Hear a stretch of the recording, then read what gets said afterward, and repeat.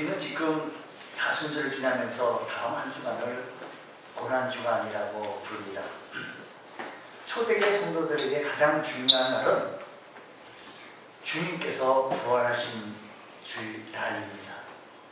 그래서 매년 부활절을 뜻깊게 맞이하기 위해서 그들은 최선을 다했습니다. 오직 밖에 속에서도 부활하신 주님을 맞는다는 생각을 다하여 정성을 다하여 부활절을 지켰는데, 로마 시대가 기독교에 공인되면서 교회는 절기를 공식화하며 지키기 시작했는데, 무엇보다 가장 중요한 절기로 부활절을 지키게 되어졌던 것입니다.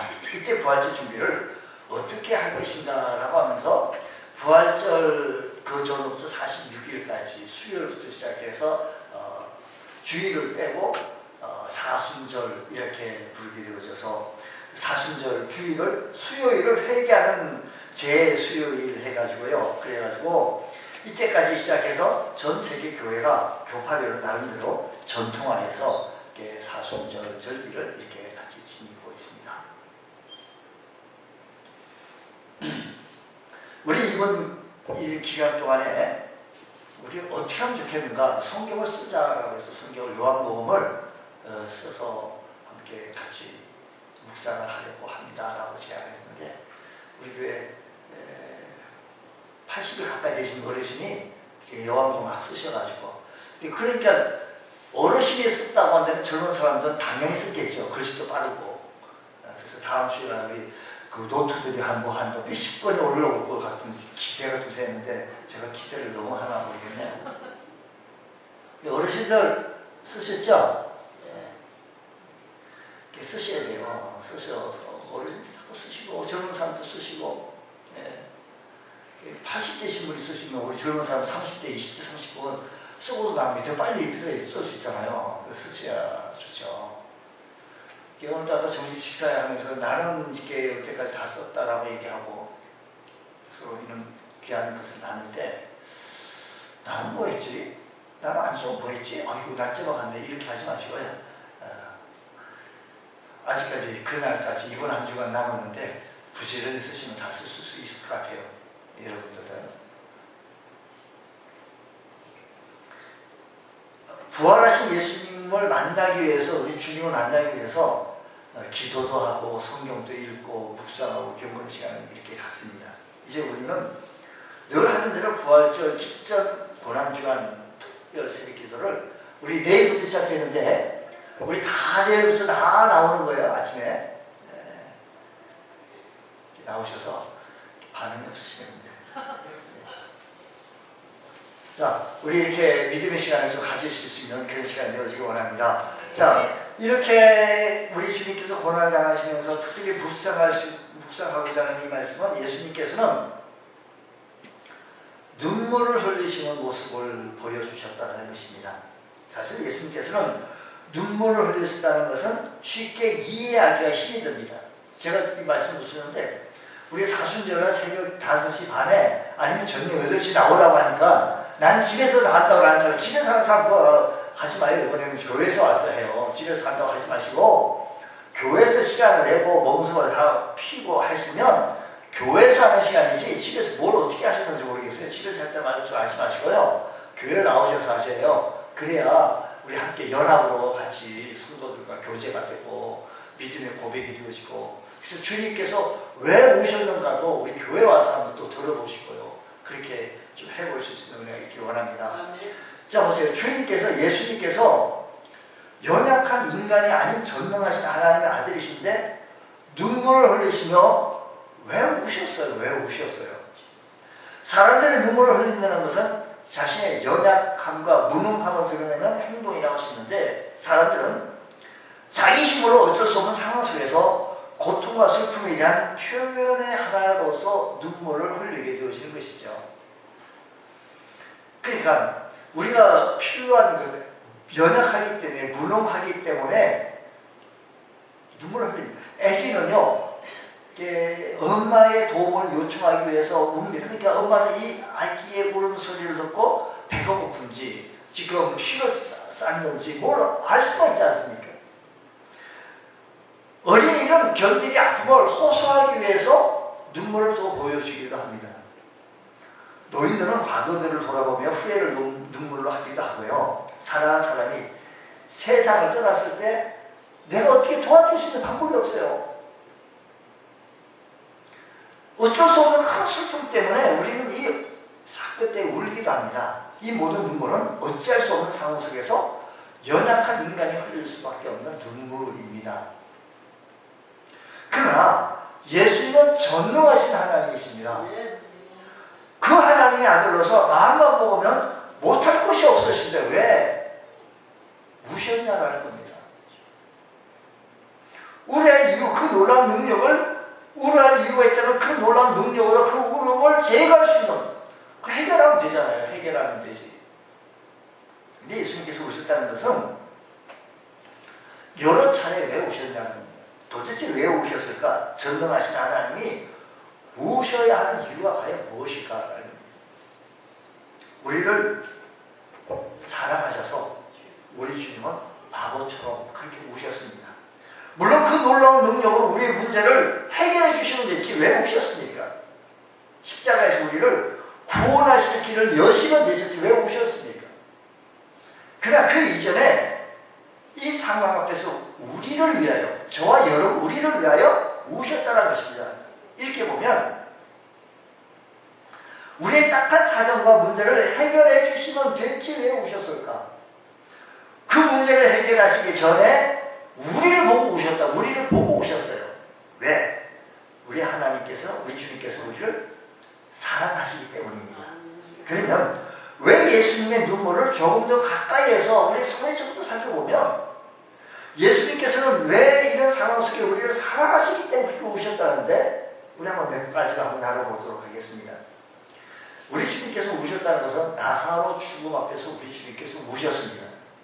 예수님께서 눈물을 흘리신 첫 번째 이야기가 요한복음 11장에 기록이 되어 있는데 35절 보면 예수님께서 눈물을 흘리셨더라라고 말씀을 합니다. 예수님께서 나사로가 병들었다라는 소식을 듣기 전가를 받았어요. 그리고 예수님께서 지체를 하셨습니다.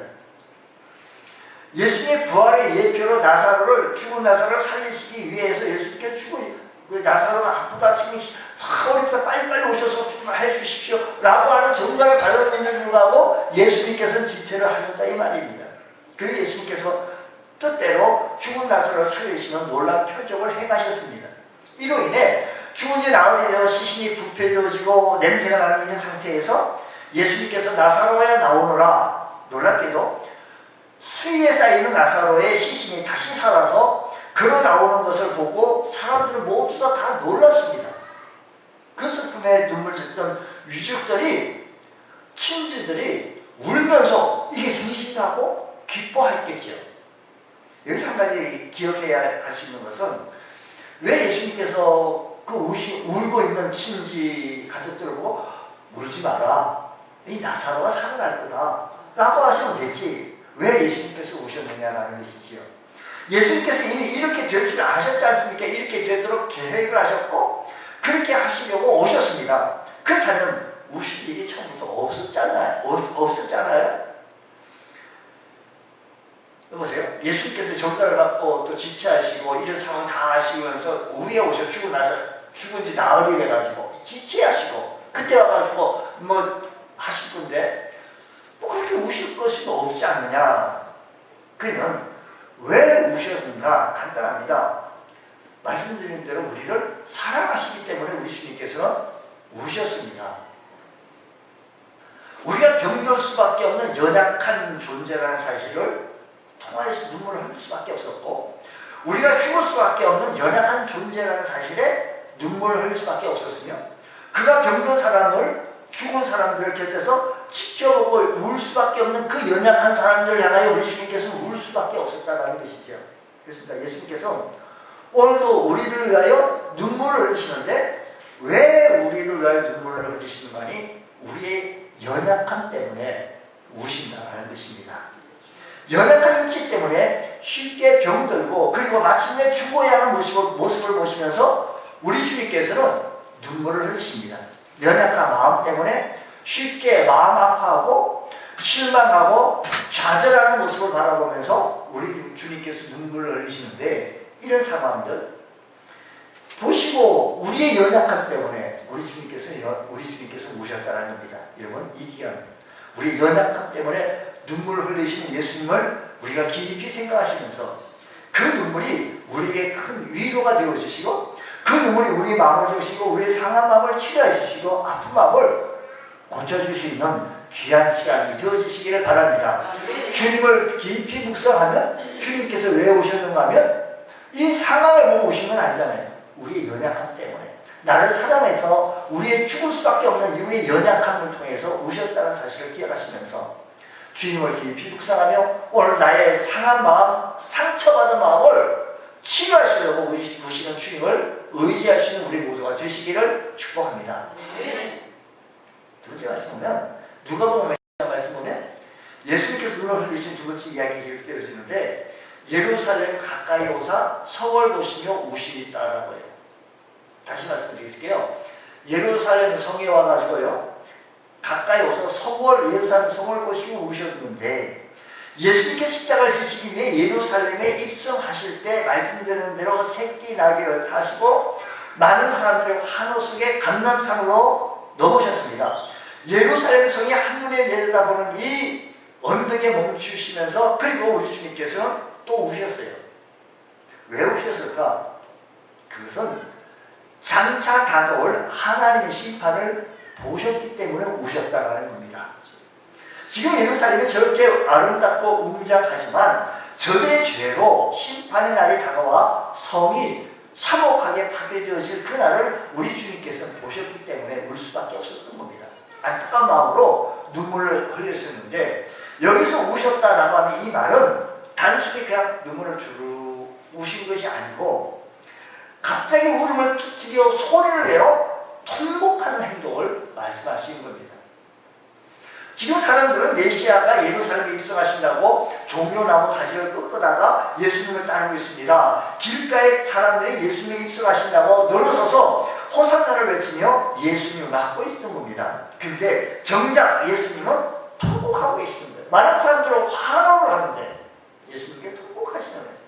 사람들이 얼마나 놀랐습니까? 후에 제자들이 이 사건을 잊을 수가 없었을 겁니다.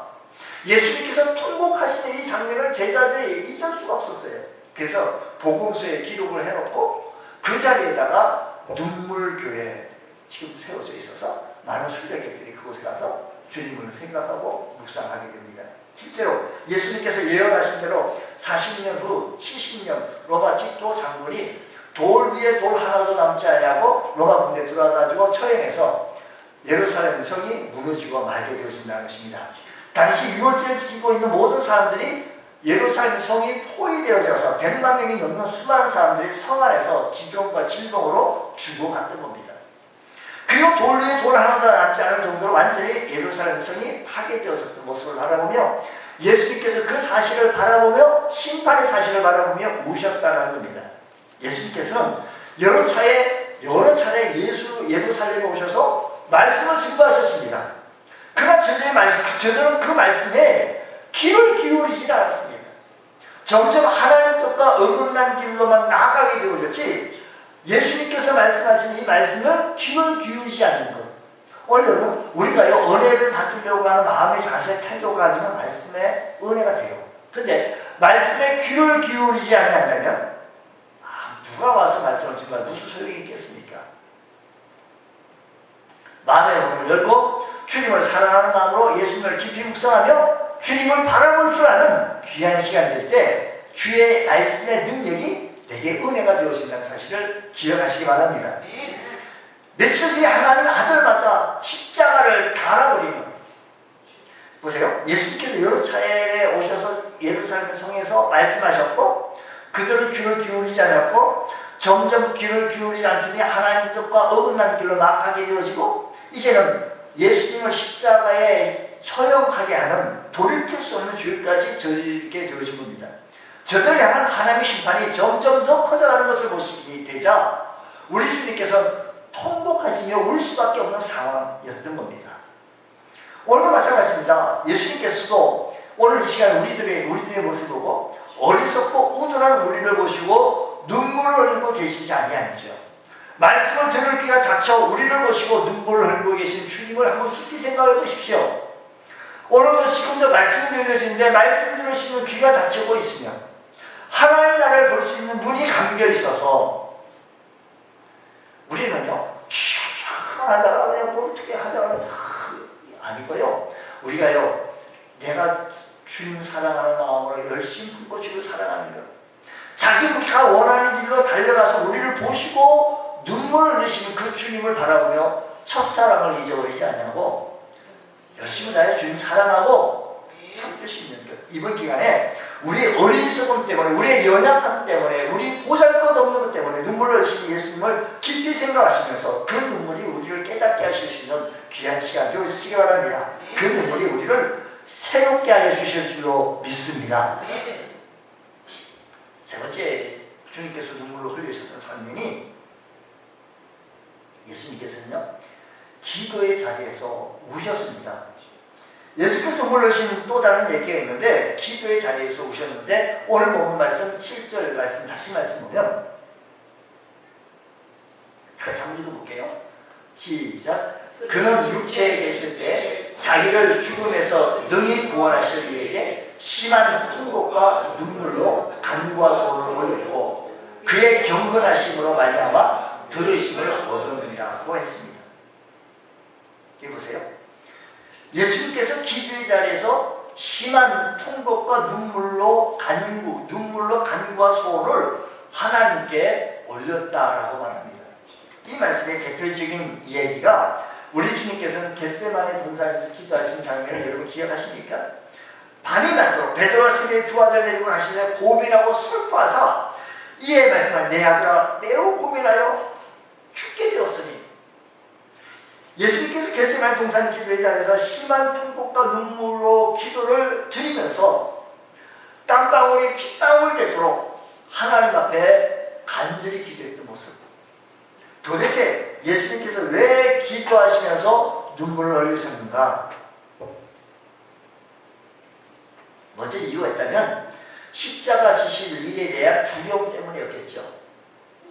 피하고 싶지만 온몸으로 겪어야 했기 때문에 고민하셨고 슬퍼하셨고 눈물을 흘릴 수밖에 없었습니다. 이 또한 이해하기 좀 쉽지 않은 대목입니다.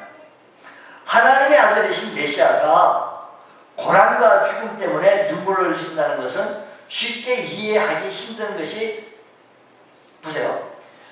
고난과 하나님, 우리같이 연약하고 우리같이 힘을 빼먹고 더럽고 뭐 이런 사람들이 뭐 이렇게 힘든다고 하면 이해가 좀 될 수 있지만 하나님의 전능하신 하나님이 고난과 죽음 때문에 눈물을 흘리신다는 것은 쉽게 이해하기 힘든 사실 아니겠습니까? 근데 오늘 보면 뭐라고 얘기하는 거니? 그는 누구죠? 그는 누구예요? 예수님께서 어떻게 해요? 육체에 계실 때. 누가요? 예수님이 육체에 계실 때 라고 말씀합니다. 그러니까 예수님께서 인간의 연약한 몸을 입고 이 세상에 오셨다는 것입니다. 연약한 인간이 되셔서 죄 지은 인간을 대신해서 그 모든 고난과 죽음을 겪으셔야 했던 것인데 그 고난과 죽음의 두려움을 인간을 대신해서 그대로 겪으셔야만 했던 대속의 죽음에 질 수 있기에 연약한 인간처럼 다 겪으셨던 것. 이것은 메시아여 하나님 아들 예수님께도 이 일은 두려운 일이기에 그는 육체에 계실 때 그만큼 죄의 삭은 무겁고 무섭기 때문입니다. 그래서 예수님께서는 피하고 싶었었던 것입니다. 그저 그 고난 앞에 눈물을 흘릴 수밖에 없었던 그 주님의 모습. 할만하시거든 내게서 이 잔을 옮겨달라고. 근데 보다 깊이 묵상해보면 예수님께서 눈물을 흘리신 또 다른 이유를 보게 되어지면 바로 저와 여러분 우리를 위하여 흘리시는 눈물이라는 겁니다. 죄로 인해 죽을 수밖에 없는 우리 인생들을 불쌍히 여기셔서 영민의 눈물을 흘리셨던 것입니다. 성경 우리가 원래 죄의 종이었다고 말합니다. 죄가 사망 안에서 우리에게 왕노릇했다라고 말씀합니다. 마치 노예가 사슬에 묶여 끌려가듯이 우리가 죄 사슬에 묶여 어쩔 수 없이 죄 짓고 결국 사망의 길로 끌려갈 수밖에 없는 그런 존재였던 것입니다. 예수님께서 우리를 위해 십자가를 지시면서 이는 우리의 딱한 처지를 안타깝게 여기시면서 우리 주님께서는 이 모습을 바라보며 눈물을 흘리셨다고 하는 겁니다. 여러분, 이제 고난주간 우리 죄의 싹은 사망이라고 하시는데 죄의 종된 안타까운 모습을 보시고 흘리신 예수님의 눈물을 우리가 깊이 생각하면서 예수님께서는 힘든 것도 다 마다했는데 어려운 것도 눈물을 흘리시면서 감당하셨는데 그 눈물이 우리를 죄에서 자유롭게 하셨는데 그 눈물이 우리의 죄를 깨끗게 해주셨는데 이 사실을 묵상하면서 이번 주간을 보내보자고 하는 겁니다. 그렇게 한다면 좀 힘들지만 못할 때 어디 있겠습니까? 1년 내내 하자는 것도 아니고 이번 한 주간 그렇게 한번 해보자는 것이죠. 성경을 통해 우리는 분명히 깨달을 수 있는데 예수님께서는 나를 위해 눈물을 흘리고 계시다는 사실을 믿으시기 바랍니다. 예수님께서 나의 연약함 때문에 오늘도 눈물을 흘리십니다. 내가 질병의 고통을 겪고 있을 때 내 마음 상처 때문에 내 마음이 아파하고 있었을 때 나를 위해 눈물을 흘리고 계신 주님을 깊이 묵상하실 수 있는 시간 되시기 바랍니다. 예수님께서 나의 어리석음 때문에 오늘도 눈물을 흘리시고 계십니다. 하나님의 말씀을 저버리고 세상을 향해 달려나가고 있는 연약한 나의 모습을 바라보고 우리 주님께서 눈물을 흘리시고 있는 것이지요. 예수님께서 나의 죄 때문에 지금도 눈물을 흘리시고 계십니다. 여전히 죄의 권세 가운데 쩔쩔매며 어쩔 줄 몰라하고 억눌려 살고 있는 나의 모습을 바라보고 우리 주님께서 눈물을 흘리시고 계신다는 겁니다.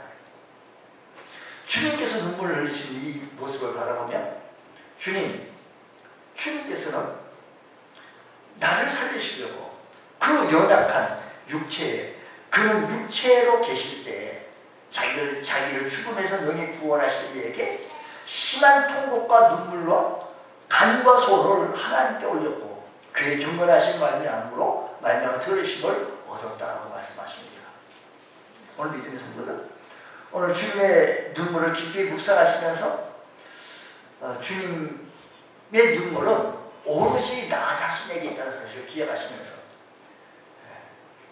주님 나사로의 죽음 앞에 눈물을 흘리셨던 것은 그가 연약해서 죽을 수밖에 없었고 그 옆에서 도와줄 수 있는 것은 그 연약함 때문에 어찌할 수밖에 없는 그 연약함 때문에 우리 주님께서는 우실 수밖에 없었으며 예루살렘 성을 바라보고 우셨던 것은 장차 다가올 하나님의 심판을 바라보며 우셨던 겁니다. 오늘 우리들에게도 동일한 하나님의 심판이 다가올 것을 보고 우시고 계시지 아니하신지요. 뿐만 아니라 예루살렘 성을 바라보고 눈물을 흘리실 뿐만 아니라 기도의 자리에서 우리 주님께서 눈물을 흘리셨던 것을 바라보시면서 주님 나를 위하여 간구하시는 이 모습을 바라보며 우리가 함께 기도하시면서 고난의 길을 함께 동행하시면서 부활의 영광으로 참여할 수 있는 우리 모두가 되어주시기를 주의 이름으로 축원합니다. 기도하겠습니다. 하나님 아버지 감사합니다.